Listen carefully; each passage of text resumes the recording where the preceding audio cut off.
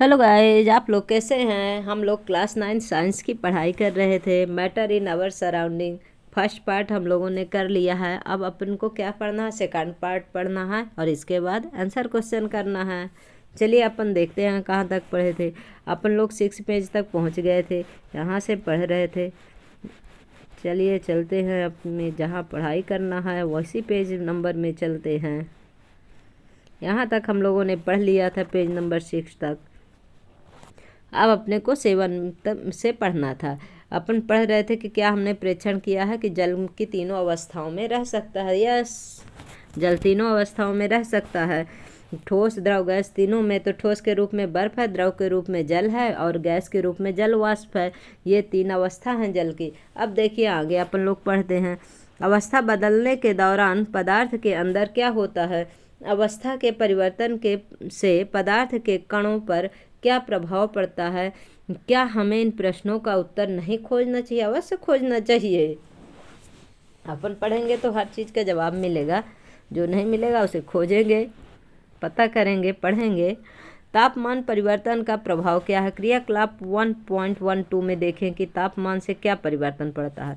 एक बीकर में 150 ग्राम बर्फ का टुकड़ा लें एवं चित्र 1.6 के अनुसार उसमें प्रयोगशाला में प्रयुक्त थर्मामीटर को इस प्रकार लटका दें कि थर्मामीटर का बल्ब जो है बर्फ को छू रहा हो। धीमी आंच पर बीकर को गर्म करना शुरू करें। जब बर्फ पिघलने लगे तो तापमान नोट कर लें। जब संपूर्ण जल में परिवर्तित हो जाए तो पुनः तापमान नोट कर लें। ठोस से द्रव अवस्था में होने वाले परिवर्तन में प्रेक्षण को नोट करें कि मतलब कितना टेम्परेचर में ठोस से द्रव अवस्था में आपका पानी ये जल जो है तो जाता है। अब बीकर में एक कांच की छड़ डालें और हिलाते हुए गर्म करें जब तक जल उबलने ना लगे। यानी कि पहले जैसे लिक्विड द्रव तो हो गया, फिर द्रव से उसमें मतलब उसको और ज़्यादा टेम्परेचर देंगे जिससे क्या रहेगा, पानी उबलने लगेगा जिसमें जल वाष्प बनता है। थर्मामीटर के माप पर बराबर नज़र रखे रहें जब तक कि अधिकतर जल वाष्प ना बन जाए। जल के द्रव अवस्था से गैसीय अवस्था में परिवर्तन में प्रेक्षण को नोट करें। यानी कि पहले जो है तो ठोस से द्रव में परिवर्तन के लिए, फिर द्रव से गैस में परिवर्तन के लिए क्या होता है उसमें। ठोस के तापमान को बढ़ाने पर उसके कणों की गतिज ऊर्जा बढ़ जाती है। गतिज ऊर्जा में वृद्धि होने के कारण कण अधिक तेजी से कंपन करने लगते हैं। ऊष्मा के द्वारा प्रदान की गई ऊर्जा कणों के बीच के आकर्षण बल को पार कर लेती है। इस कारण कण अपने नियत स्थान को छोड़कर अधिक स्वतंत्र होकर गति करने लगते हैं। एक अवस्था ऐसी आती है जब ठोस पिघलकर द्रव में परिवर्तित हो जाता है।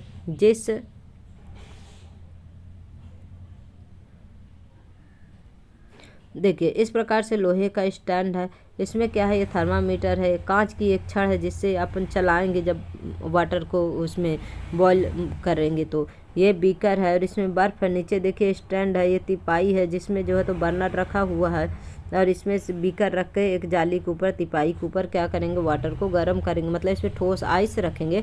फिर देखेंगे कि आइस जो है तो कितने टाइम में आपका द्रव में बदलता है, फिर द्रव से कितने टाइम में आपका उसमें लिक्विड में जो जल वाष्प में बदलता है। तो लोहे का स्टैंड हो गया, थर्मामीटर हो गया, कांच की छड़ हो गई, बीकर हो गया, जल हो गया, बर्नर हो गया और इसे ऑब्जर्व करना है। बर्फ का जल बदलने की प्रक्रिया और जल से जल वाष्प में बदलने की प्रक्रिया में क्या होता है।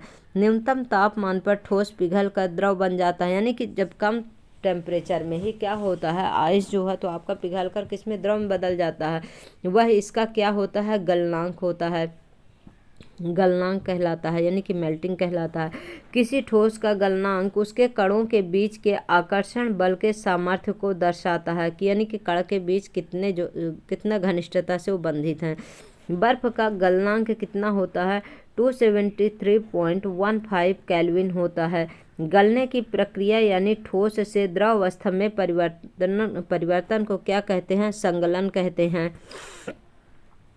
फिर देखिए इस चीज़ को भी आपको नोट करना होगा कि तापमान के अंतर्राष्ट्रीय एसआई मात्रक में केल्विन को के से, डिग्री सेल्सियस को सी से, फिर 273.15 केल्विन होता है। सुविधा के लिए हम दशमलव का पूर्णांक बना करके 0 डिग्री सेल्सियस या 273 केल्विन मानते हैं। तापमान के माप केल्विन से सेल्सियस में बदलने के लिए दिए हुए तापमान से 273 घटाना चाहिए। सेल्सियस से केल्विन में बदलने के लिए दिए हुए तापमान में 273 जोड़ देना चाहिए। यानी कि इसमें यह बोल रहा है कि जब तापमान की यानी टेम्परेचर के माप को केल्विन से सेल्सियस में बदलेंगे तो उसमें क्या करेंगे, जो अपने को तापमान दिया होगा उसमें से जो ये सेल्सियस है 273 है, इसको माइनस कर देंगे तो आपका केल्विन आ जाएगा। जब केल्विन लेंगे तो उसमें प्लस कर देंगे, जोड़ देंगे तो उसमें क्या आपका क्या आ जाएगा, केल्विन आ जाएगा। ये ऐसे नहीं समझ में आएगा, हम आपको लिख के फिर समझाएंगे जब आपको आंसर क्वेश्चन कराएंगे तब। यह कि शॉर्ट्स बना के डाल देंगे।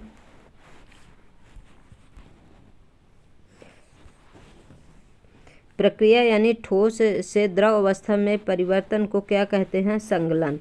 संगलन भी कहते हैं। किसी ठोस के गलने की प्रक्रिया में तापमान समान रहता है, ऐसे में ऊष्मीय ऊर्जा कहा जाता है।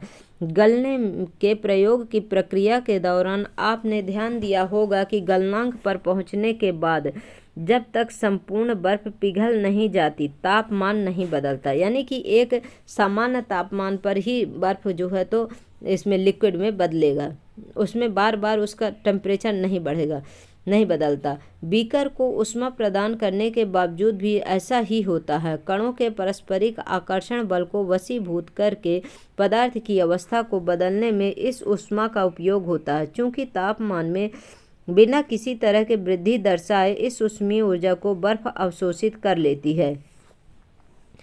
यह माना जाता है कि यह बीकर में ली गई सामग्री में छुपी रहती है, जिसे क्या कहते हैं, गुप्त ऊष्मा कहते हैं। यहाँ गुप्त की अभिक्रिया छुपी हुई है। वायुमंडलीय दाब पर एक केजी ठोस को उसके गलनांक पर द्रव में बदलने के लिए जितनी ऊष्मीय ऊर्जा की आवश्यकता होती है उसे संगलन कहते हैं। संगलन की प्रसुप्त ऊष्मा कहते हैं, अर्थात 0 डिग्री सेल्सियस से 273 केल्विन पर जल के कणों की ऊर्जा उसी तापमान पर बर्फ के कणों की ऊर्जा से अधिक होती है। जब हम जल में ऊष्मीय ऊर्जा देते हैं तो कण अधिक तेजी से गति करते हैं। एक निश्चित तापमान पर पहुंचकर कणों में इतनी ऊर्जा आ जाती है कि वे परस्पर आकर्षण बल को तोड़कर स्वतंत्र हो जाते हैं और इस तापमान पर द्रव गैस में बदलना शुरू हो जाती है। वायुमंडलीय दाब पर वह तापमान जिस पर द्रव उबलने लगता है उसे उसका क्या कहते हैं, क्वथनांक कहते हैं। क्वथनांक समिष्ट गुण है। द्रव के सभी कणों को इतनी ऊर्जा मिल जाती है कि वे वाष्प में बदल जाते हैं।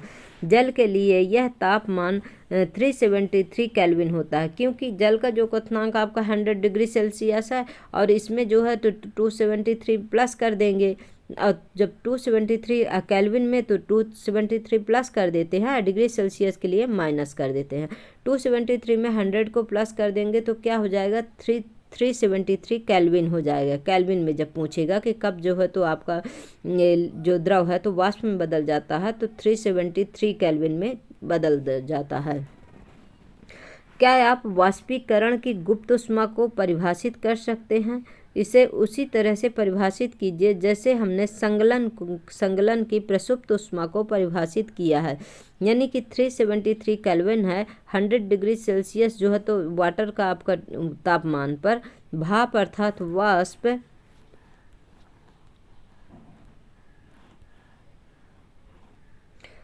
के कणों में उसी तापमान पर पानी के कणों की अपेक्षा अधिक ऊर्जा होती है।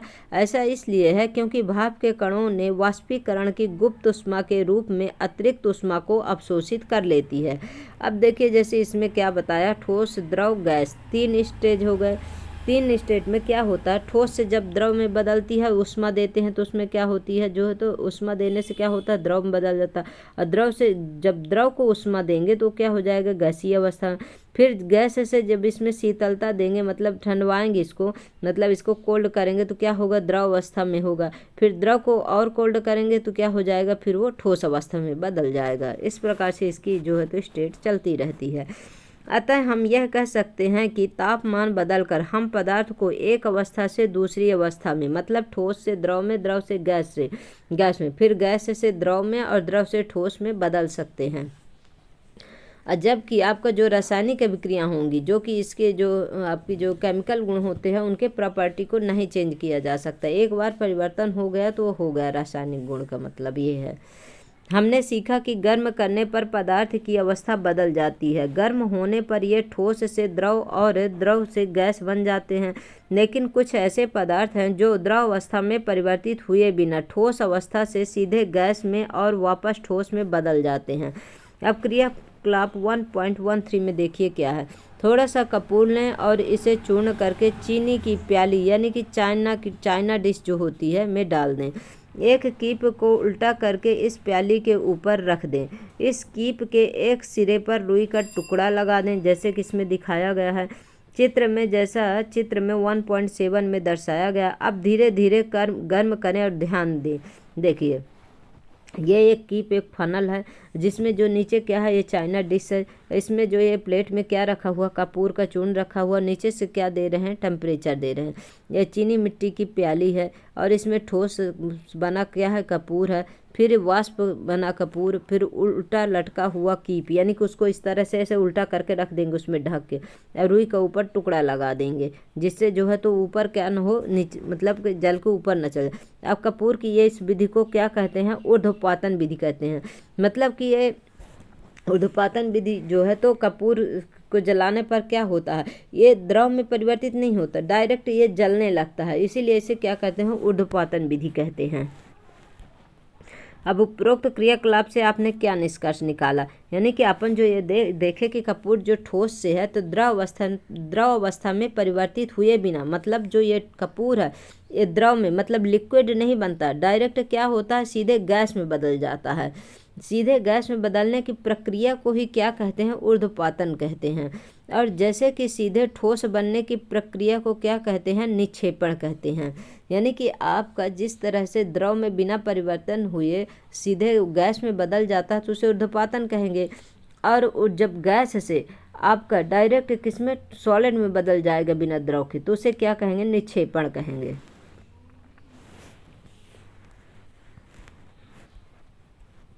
फिर इसके बाद क्या है 1.42 में दाब परिवर्तन का प्रभाव, यानी कि आप जब कंप्रेस करेंगे कोई चीज़, दाब देंगे तो उसमें क्या चेंजेस होता है ठोस में। जब हम जानते हैं कि किसी की घटक कणों के बीच की दूरी में अंतर होने के कारण पदार्थों की विभिन्न अवस्थाओं में अंतर होता है। किसी सिलेंडर में भरी गैस पर दाब लगाने पर संपीड़न करने पर क्या होता है, क्या इसके कणों के बीच की दूरी कम हो जाएगी। क्या आपको लगता है कि दाब बढ़ाने या घटाने से पदार्थ की अवस्था में परिवर्तन हो सकता है। तो हाँ, जो गैस होता है उसमें संपीड़न करने पर कण पास पास में आएंगे और उसे संपीड़ित किया जा सकता है, यानी कि संपीड़ित कर देंगे। देखिए जैसे गैस जो है तो द्रव में बदल जाती है, जो आपका एलपीजी सिलेंडर होता है। और इसका दाब बढ़ाने पर घटाने से पदार्थ की अवस्था में परिवर्तन, तो हाँ परिवर्तन होता है क्योंकि गैस से द्रव में बदल जाता है।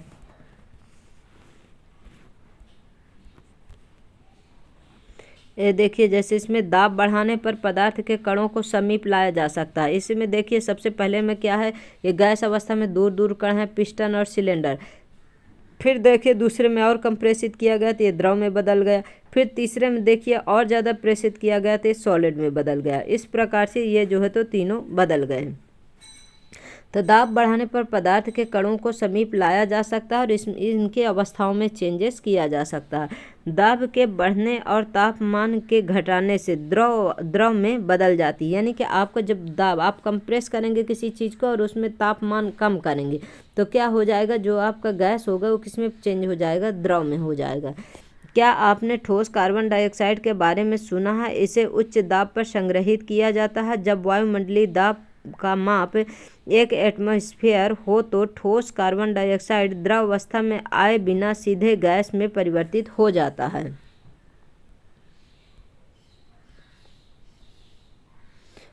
यही कारण है कि ठोस कार्बन डाइऑक्साइड को शुष्क बर्फ या ड्राई आइस भी कहते हैं। इस तरह से हम कह सकते हैं कि पदार्थ की अवस्थाएं यानी कि ठोस, द्रव और गैस दाब और तापमान के द्वारा तय होती हैं।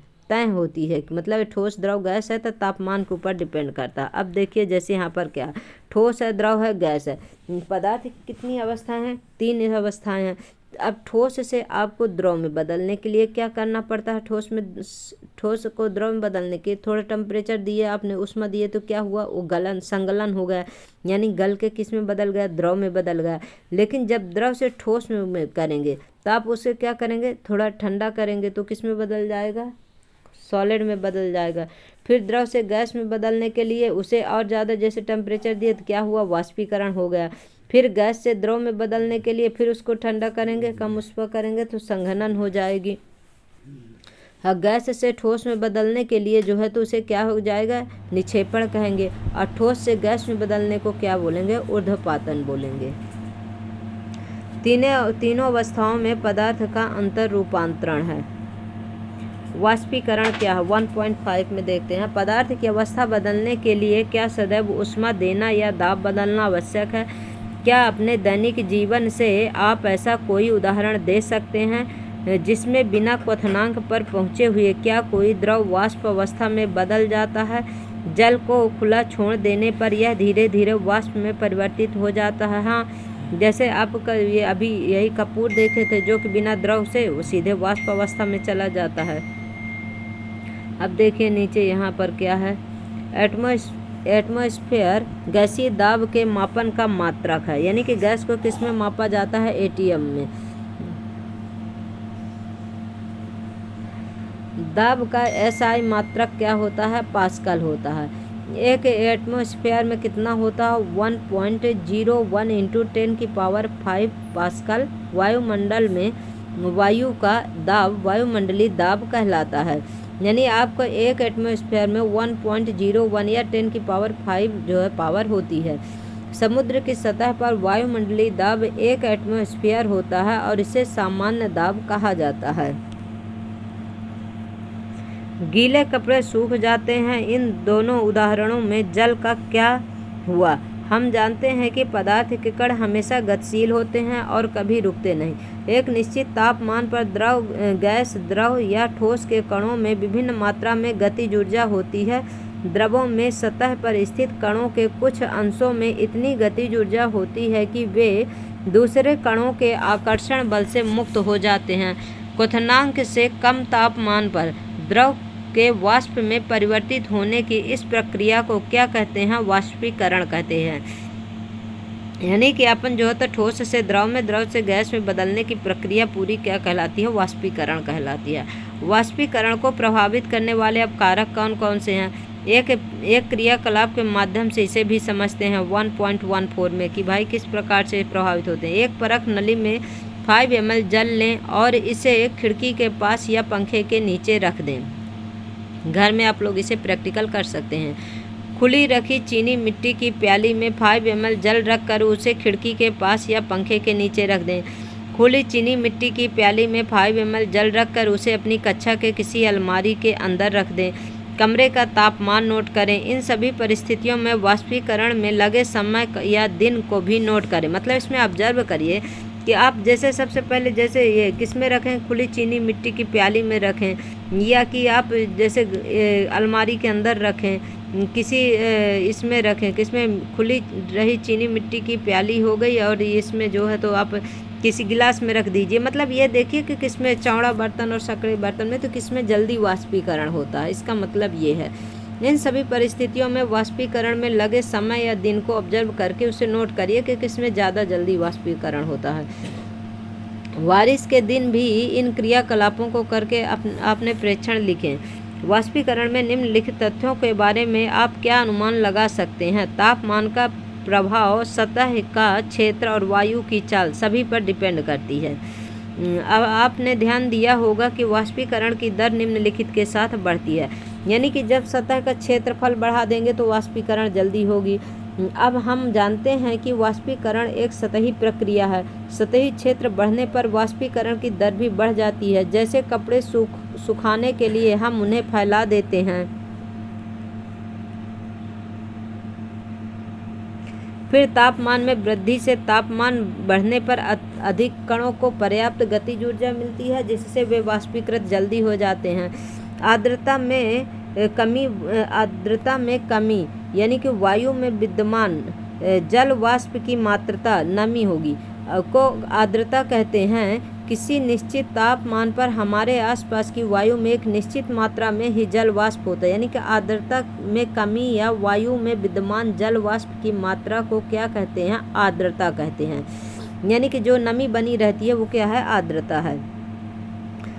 तो हमारे आसपास की वायु में एक निश्चित मात्रा में ही जल वाष्प होता है। जब वायु में जल कणों की मात्रा पहले से ही अधिक होगी तो वाष्पीकरण की दर क्या हो जाएगी? घट जाएगी। यानी कि जैसे वातावरण में देखिए, जैसे बादल किया रहे थोड़ा और धूप बिल्कुल न रहे, हवा भी न चले तो कपड़े देर से सूखते हैं। यानी कि क्या होता है? उसमें वाष्पीकरण बनी रहती है। जब अच्छी खासा धूप चलती है या हवा चलती है तो उसमें वाष्पीकरण की दर जल्दी हो जाती है और कपड़े जल्दी सूख जाते हैं। वायु की गति में वृद्धि, हम जानते हैं कि तेज वायु में कपड़े जल्दी सूख जाते हैं और वायु के तेज होने से जल वाष्प के कण वायु के साथ साथ उड़ जाते हैं, जिससे आसपास के जल वाष्प की मात्रा क्या होती है? घट जाती है।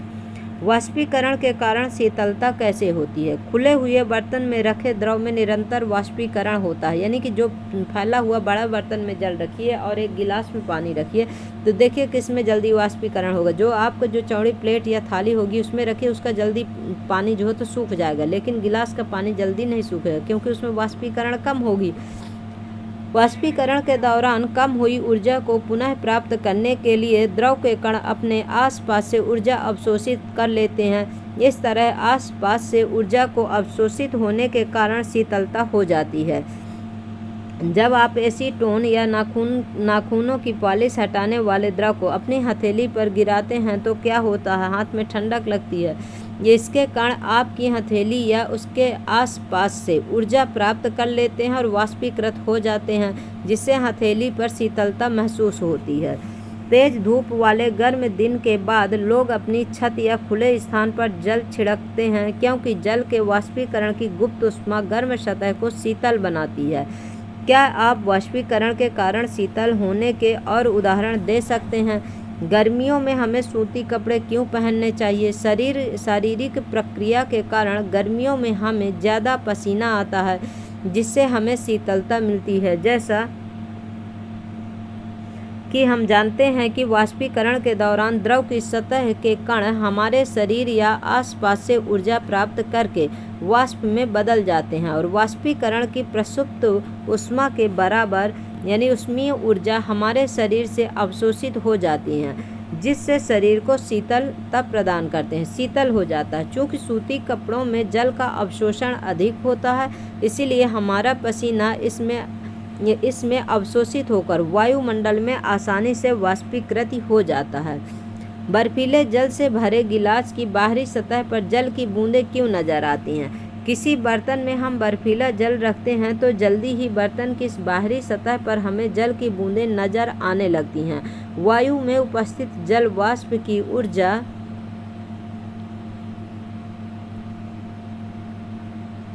पानी के संपर्क में आकर कम हो जाती हैं और यह द्रव अवस्था में बदल जाता है, जो हमें जल की बूंदों के रूप में नजर आता है। अब इसके बाद क्वेश्चन आंसर रहेगा जिनको बाद में कराऊंगी। अब हम लोगों ने क्या सीखा है थोड़ा सा इसको भी ऑब्जर्व कर लेते हैं, देख लेते हैं। द्रव सूक्ष्म कणों से मिलकर के बना होता है। हमारे आसपास द्रव्य 3 अवस्थाओं में विद्यमान होता है, ठोस, द्रव और गैस। ठोस के कणों में आकर्षण बल सबसे अधिक, गैस के कणों में सबसे कम होता है और द्रव के कणों में इन दोनों के मध्यवर्ती होता है। यानी कि जो द्रव होता है इन दोनों के मध्यवर्ती होता है, ना ही ज़्यादा ना ही कम। ठोस के कणों में ठोसों को निहित करने वाले कणों के बीच का रिक्त स्थान और गतिज ऊर्जा न्यूनतम होती है। गैसों के लिए यह अधिकतम किंतु द्रवों के लिए मध्यवर्ती होती है।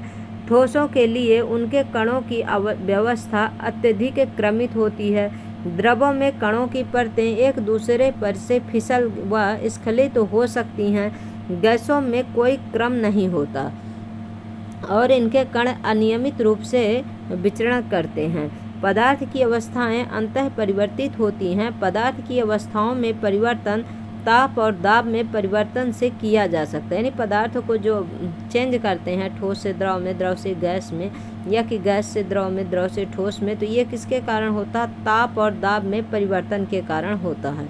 ऊर्ध्वपातन प्रक्रम में ठोस पदार्थ द्रव में परिवर्तित हुए बिना सीधे गैसीय अवस्था में आ जाता है। जैसे अभी अपन कपूर वाला देखे प्रैक्टिकल। निक्षेपण प्रक्रम में गैसीय पदार्थ सीधे ठोस अवस्था में आ जाती है। क्वथनांक की समष्टि परिघटना, जिसमें समष्टि के कण द्रव अवस्था में वाष्प में परिवर्तित होते हैं। वाष्पीकरण एक सतह की परिघटना, मतलब जितना चौड़ा जगह होगी उसमें उतनी ज़्यादा जो है तो वाष्प होगा। सतह के कण पर्याप्त ऊर्जा ग्रहण कर उनके बीच के परस्पर आकर्षण बलों को पार कर लेते हैं और द्रव को वाष्प अवस्था में परिवर्तित कर देते हैं। वाष्पीकरण की गति निम्नलिखित कारकों पर निर्भर करती है। सतही क्षेत्रफल, जिसका वायुमंडल के प्रति प्रत्याग होता है, तापमान, आर्द्रता और वायु की गति। वाष्पीकरण से ठंडक उत्पन्न होती है। वाष्पीकरण की गुप्त ऊष्मा ताप की वह मात्रा है जो 1 kg द्रव को वायुमंडलीय दाब और द्रव के क्वथनांक पर गैसीय अवस्था में परिवर्तित करने हेतु प्रयोग होती है। वो क्या है? वाष्पीकरण की गुप्त ऊष्मा। संगलन की गुप्त ऊष्मा ऊर्जा की वह मात्रा है 1 kg ठोस को वायुमंडलीय दाब पर ठोस को उसके संगलन बिंदु पर लाने के लिए प्रयोग होती है। दोनों को ध्यान रखिएगा, संगलन और वाष्पीकरण को। कुछ मापने योग्य राशियां हैं और उनके मात्रक दिए हुए हैं। देखिए इनको भी देख लीजिए। तापमान को किससे मापते हैं? तो केल्विन से, जिसे के से डिनोट करते हैं। लंबाई को मीटर से, एम से। संगति को किलोग्राम से और इसको केजी से करते हैं। भार को न्यूटन से और एन से डिनोट करते हैं। आयतन को घन मीटर से, मीटर का क्यूब है। घनत्व को, डेंसिटी को किलोग्राम प्रति घन मीटर से, तो केजी मीटर क्यूब है, केजी मीटर क्यूब है। फिर दाब को यानी कि प्रेशर को, पास्कल को जो है तो पीए से इस डिनोट करते हैं। इस प्रकार से इनके जो है तो मात्रक है। फिर नीचे जो है तो एक्सरसाइज आपके आंसर क्वेश्चन है। सभी आंसर क्वेश्चन नेक्स्ट वीडियो में कराऊंगी। गाइज, आप लोगों को क्लास कैसी लगी? आप लोगों को हमारी क्लास अच्छी लगी तो आप लोग हमारे क्लास को लाइक करिए, शेयर करिए, सब्सक्राइब करिए, अपने दोस्तों को बताइए गाइज। और जो समझ में ना आए उसे कमेंट करिए। Thank you so much guys.